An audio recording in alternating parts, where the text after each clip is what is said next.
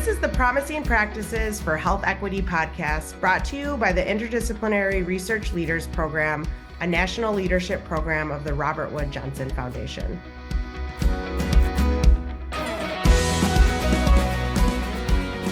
Hello and welcome back to Promising Practices for Health Equity. I'm your host, Krystal Lee, and I am here with my colleagues and friends, Cody Cotton, Mandy LaBreche, and Dr. J. Robin Moon. I shouldn't have to say Hi friends, thank you for being with us today in sunny Chicago. Oh. I lied, it's not sunny at all.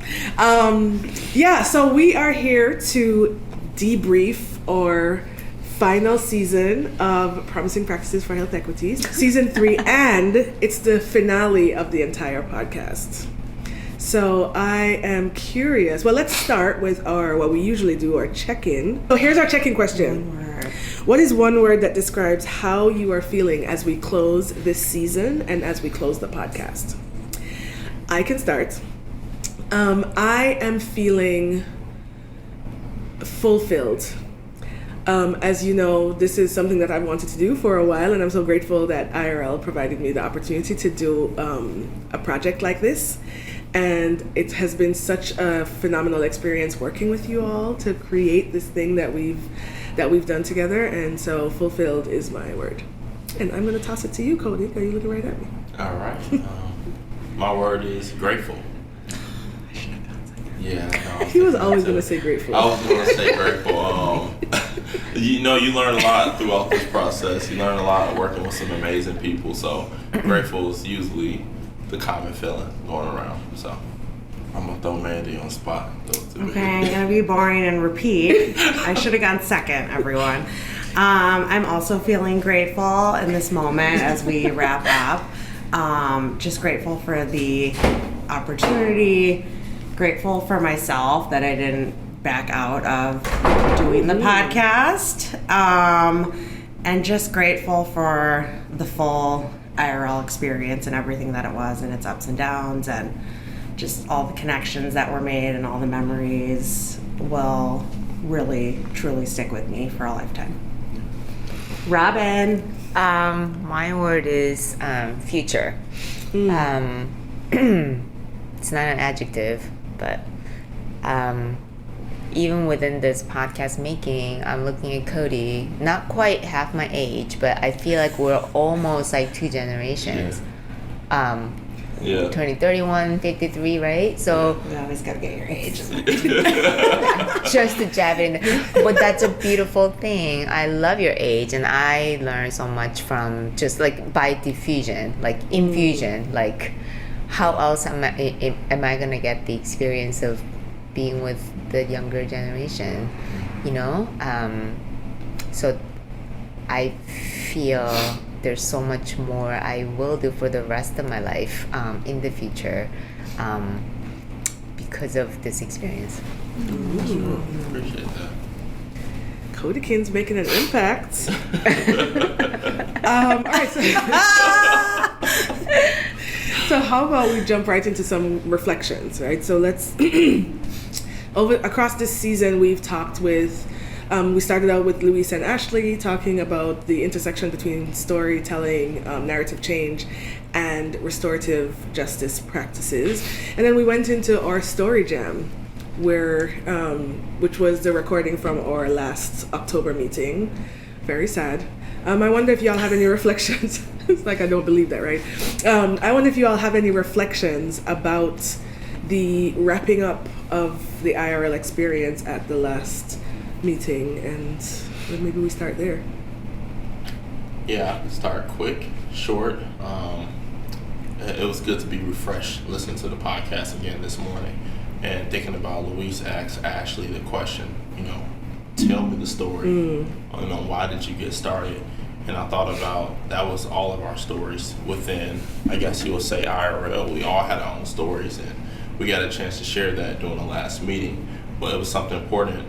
Basically, we all have our own narrative, and it's a reason why we do what we do. It's a reason why we come together, and it's a reason why we even came together to create this podcast. There's a story behind everything, and sometimes being able to be intentional with those narratives, we can create real change. Yeah, I remember Louis saying that there are no untold stories. And the story insists on being told. It will be told. And I think I'm grateful for that because, and sometimes I don't feel like being the one to share whatever experience that I'm having. But it will come out. That was one of my takeaways. Anybody else? It felt kind of surreal, especially just seeing, like, I don't know, I felt like it was just a full circle moment where it's like this community has been created and 20 plus people feel comfortable enough in this space with these people to share stories and be extremely vulnerable. And I just think that just speaks volumes about what the IRL program has done in the 10 years. Yeah, I didn't expect the kind of, I was always proud of, IRL's work and, all our participation in it. But I don't think I expected the kind of change that we ended up seeing, not in that way. And I am always one to get really creeped out about using the word transformative, because the transformation gets used all the time, like Medicaid transformation, like we transform nothing really. I'm very cynical like that, but I really feel like our story jam, from the organizer's perspective, to put that together, I ended up really believing in the power of storytelling and story hearing and normalizing it, and like stories bringing us together and creating the safety. And then something happened to everybody. I know I changed. I know I transformed. And how do you measure that? And that's Mandy's final storytelling in singing. How do you measure the impact of IRL? So listeners, if you haven't watched one of the Story Jam episodes, you have to. This is going to be like, what is it, America's Got Talent? Like, you should be on that thing. It was amazing. When they have the karaoke version. Yeah, I will not give it away. You have to watch it. But yeah, so like, how do you measure that kind of impact? And I really feel like we created that for everybody. And that is like, where do you see that from, like, academic grant program, So that's what I take away. Something you just said, you talk about it creating that safety. I think it created a lot of courage. You remember that last day, the list wasn't all the way full, right? And then people both years. Yeah, you're hearing people tell stories, and you're seeing people come to the back table saying, "Hey, can I add my name to the list?" To the point we have to add extra sections at the end. So I think just again the courage it created, because everybody feel, I'm not sure if called is the right word, but they feel like they're at least able to. That's a good transition into the next question that I kind of want to get your input on. One of the things that Ashley talked about in the episode, the conversation with her and Luis, was about the space that was created for fellows because the leadership modeled that vulnerability. Tell me about your experience modeling vulnerability in the space. I can start. I feel like my answer is pretty straightforward to this, and it was just that I think I showed up as myself, like going all the way back until before I wasn't even hired to work for IRL, but I think I really refrained from kind of censoring myself. I don't know that I would necessarily recommend that. I think I got a little lucky with IRL that they kind of embraced me and all that I am. The answer to that is just being myself. I remember when I was interviewing for the program manager position about, it was probably 10 years ago. It was probably January 2016, which is wild. And I was interviewing with a panel of 3 folks. One was the founding director, Michael Oakes, and I remember one of the interview questions that they asked was, tell me what your leadership style is. and describe that leadership style, and I was just like, oh my gosh, like they're looking for some refined, like actually documented leadership style, and I don't really know any. So I didn't try to like fake it until I make it. And I gave the most ridiculous answer. I said my leadership style is gentle leadership. And I tried to describe what I meant by gentle leadership. And I remember I got done with the interview and I was talking to a friend and I was like, oh my gosh, they asked me this leadership styles question. I gave the answer of gentle leadership, whatever that is. I think I blew it. And there's no chance I'm getting this job with an answer of gentle leadership. But thank goodness it was not a deal breaker. You didn't. I got the job. You didn't give the citation. So no. But maybe I should do something with the whole gentle leadership. I don't know. I think but so. I think in short, I just showed up as myself, and that was me being vulnerable, and I think it just really helped. Like, I just think when someone has the ability and the space is created for you to just show up as yourself, I just think it just can really help build something special in terms of people believing in you, people trusting you. So yeah, that's my answer. Fantastic. I have something to follow up on that. I've been thinking about this. I think there's a total flawed logic in like hiring people to make up a team. And it's a very individualized thinking. So we need somebody with this skill or that trait, and then you bring people together, and like it's like a ingredients list, you know, of a recipe. That's not how it works. What I've been realizing about us, like, I don't know, like who would have thought that the four of us would make. I mean, individually we can be very great, like we are great about something. But you know, to bring us together as a team, I don't know if it was so obvious. Like, oh, we needed somebody exactly like Cody, exactly like Matt. You know, the part that is not really thought through in my mind is that things happen. Something happens when we get together and we morph into a unit.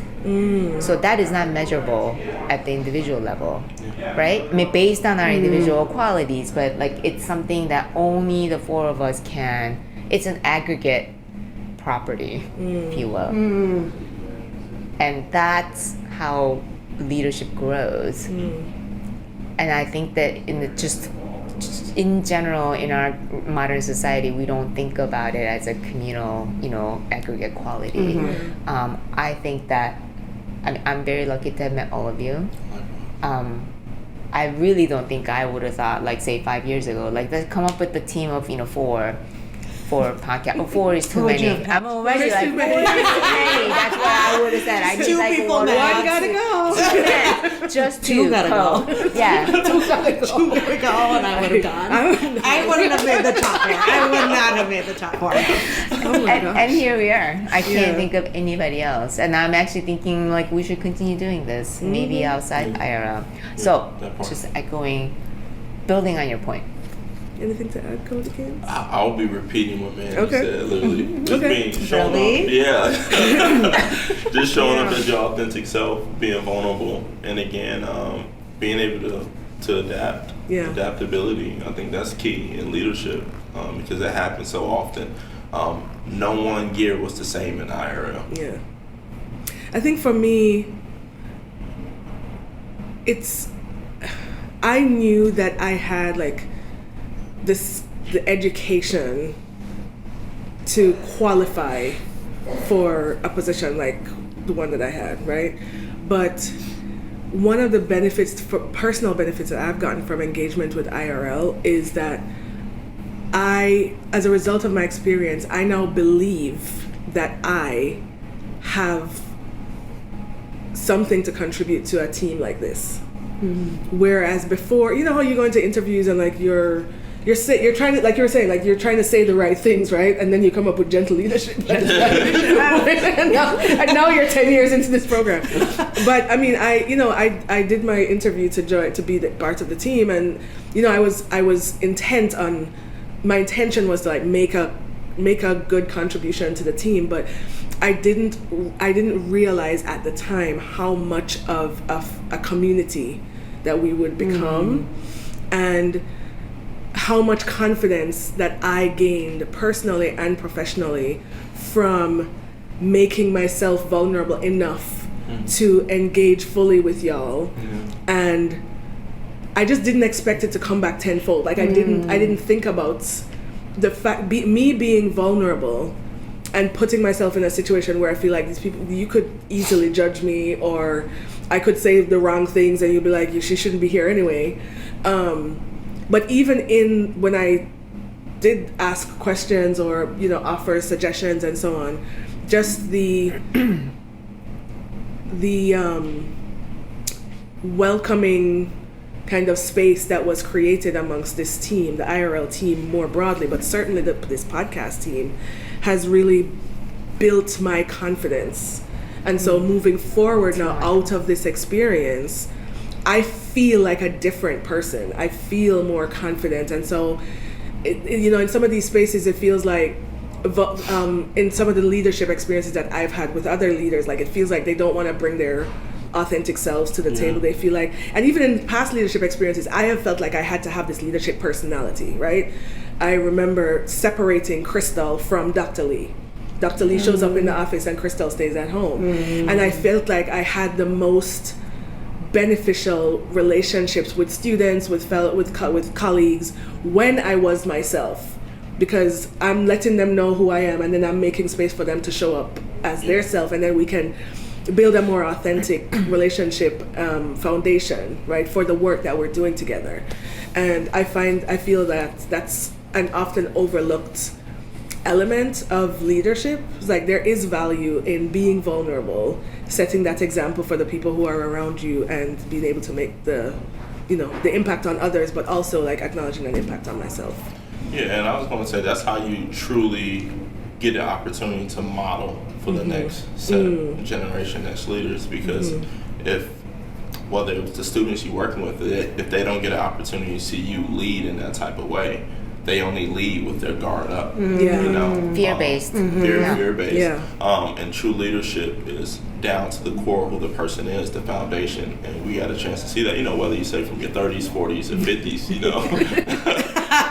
Speaking about me, 20s. 20s. Not today. 20s. Like you had the opportunity to lead for that next generation, because I tell you all often, I try to think about what do I want to do in my 30s, what do I want to do in my 40s and my 50s, and often when I look at you all, it's an amazing example I have to be able to see that leadership model. At least for the next 2 decades. At least for the next 2.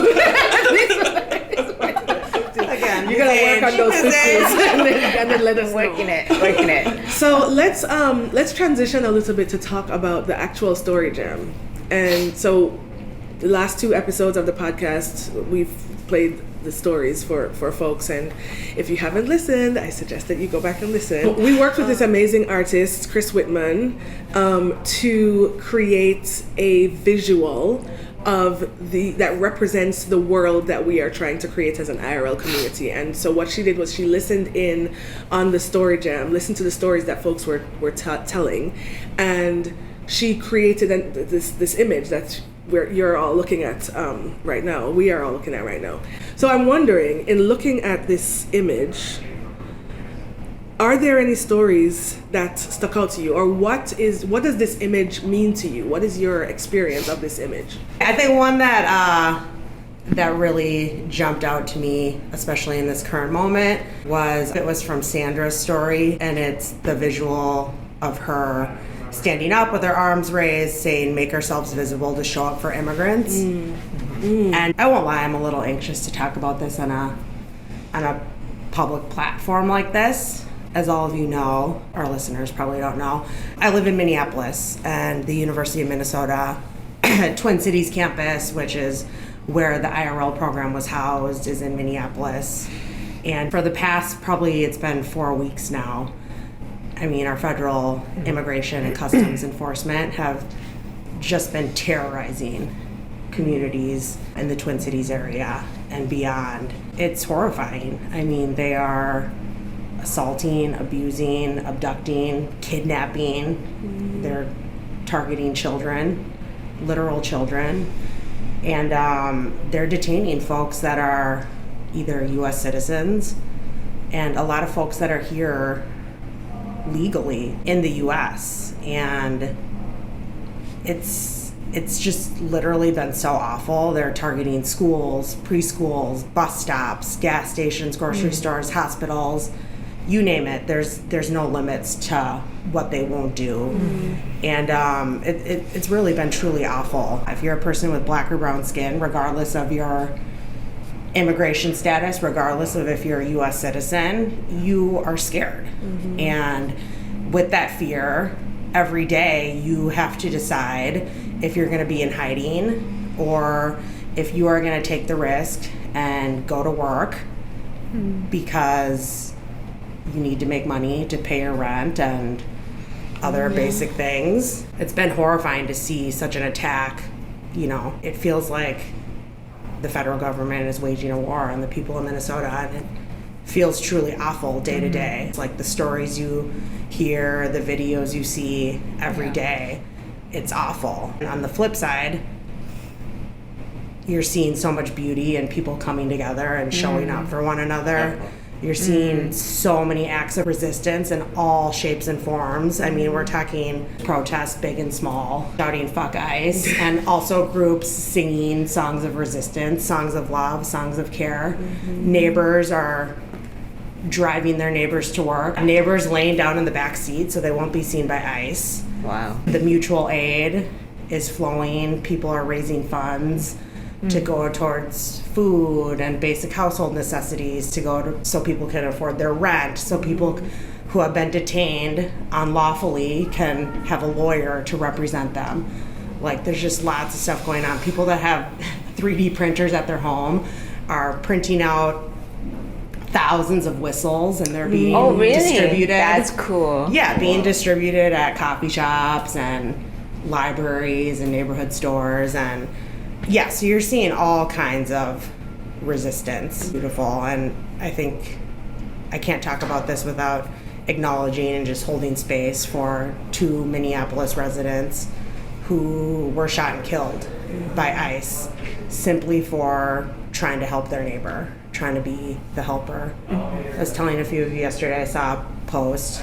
Sorry, I'm rambling on. No, about go this. for it. But yeah, I saw a post that really just like sticks with me, and it was about Mr. Rogers, and it was like Mr. Rogers said to look for the helpers, but they're killing and harming the helpers. What I've learned through experiencing this, being in Minneapolis and seeing awful stuff happening every day, is just the importance of community. It doesn't even have to be formed over 10 years. I think there's crisis situations like what is happening in this country now, where people show up for each other that maybe wouldn't have in a different situation, in a less severe situation. But like at the end of the day, I feel like all we have is each other.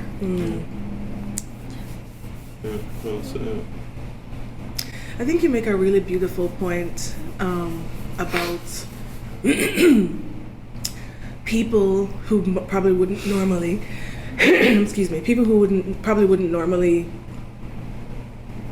engage in certain ways, feeling compelled to do so in support of their community. And I think about, I don't know if anybody has said this particular thing, but it's something that I've learned from the past few years working with Ashley and Luis and with you all together in community, that it occurs to me that community creates community, right? So you are helping your neighbor, and then somebody else sees you helping your neighbor, and maybe they feel also compelled, and it grows, right? And I think that if you just start, then it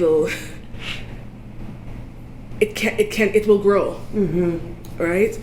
If you nurture it, it will grow. And even if all you can do is a small thing, it is still a valuable thing, and it can still, there are benefits that can come as a result of that small thing that you have done. And that relates to the story that John told at the Story Jam about circling, right? And how his friends they would just pick each other up as they went around the community, and then they would keep going until they dropped each other back off.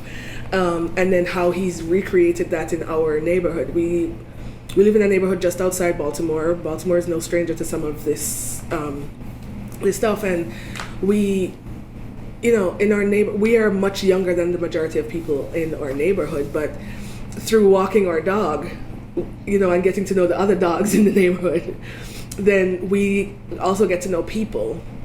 And then, we were shoveling snow the other day, and our neighbor across the street saw that we were using a hoe to try to break up the ice, and he brought over 2 shovels, for us to, And then when we were done with with everything, we lent our shovels to our next door neighbor, and and our next door neighbors are new. They moved in maybe a year ago, so. The community is expanding, right? They now feel like they can ask us a favor, and we ask them favors, or they help each other. We help each other. John also mentioned in the story that the folks who walk, me and my dog do neighborhood watch because she's nosy. So we go sit outside on the front lawn. And then people who are walking their dogs, they just stop by, and before you know it, we have like a whole conference of like 7 dogs in the yard. And I love dogs, and everybody who loves dogs also, we're all here, and it builds on itself in maybe exponential is a little bit too much, but it builds on itself. And if we just start, I think we can create more of the world that we want to see. What about from the graphic? Which one? Oh, it's this. It's in the middle, kind of to the far right, to the right of the Equity Bridge, is do you see a little bus? Beloved community. Oh, the bus. Little bus, yeah, right here where it says circling. So that's my doggy, Sydney. And that was John talking about circling. Yeah. I love that, circling. I was looking like right above that, dancing. Yeah. Joy also, I think that does exponentially increase. Yeah. And small acts, thinking about that, looking at the dancing. Yeah. Looking at the bottom and just looking at all those principles and values that we hold together, and how much came up even throughout the stories. Yeah. I think building community is the work. Right, and that's what we heard even from season 2 folks. Like community, relationship, and trust is really what came out in those conversations.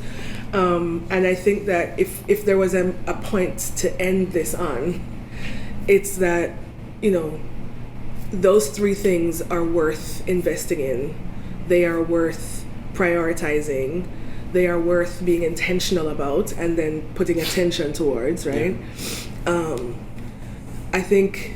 I am happy with that being the major takeaway from this project that we have been doing over the past couple of years, the podcast, but then also the 10 years of IRL. Yeah. What we've learned is the research is important, and the research needs to be done in ways that are methodologically appropriate and so on. And all of that is true and real. And there are ways that we can do whatever work that we're doing in ways that prioritize relationship, community, and trust. Yeah. And it all starts with relationship. Yep. Any other quick things we want to mention before we close out? You should really watch, listeners, the Story Jam, and watch to the end of Mandy singing. Oh, yes. You don't have to watch till the end. Yes, I you do. agree. Yes, you do. I concur. Yeah, it's nothing without it. Yeah. Mandy did a great job of concretizing. Is that a word? Also, speaking of being vulnerable. Right, yeah.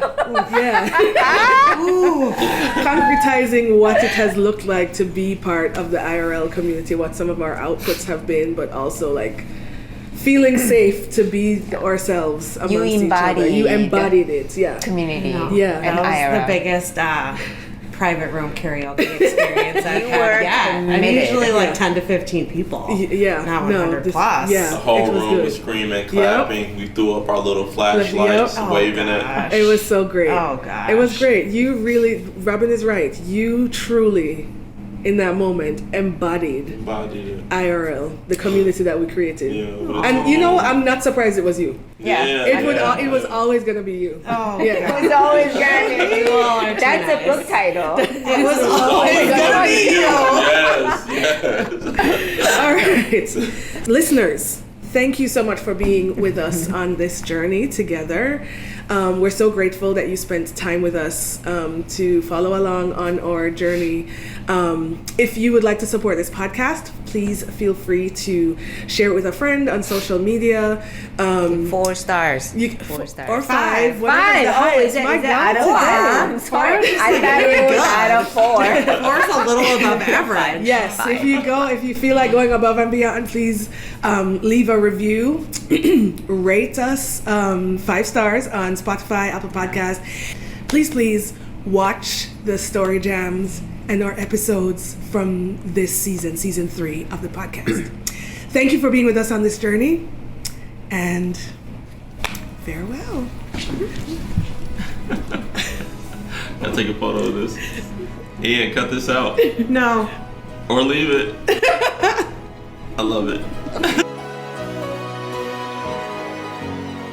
Promising Practices for Health Equity is produced by the Interdisciplinary Research Leaders Program, a national leadership program of the Robert Wood Johnson Foundation. A special thanks to our guests, our production team at Studio Americana, and to you, our listeners, for being a part of this important conversation.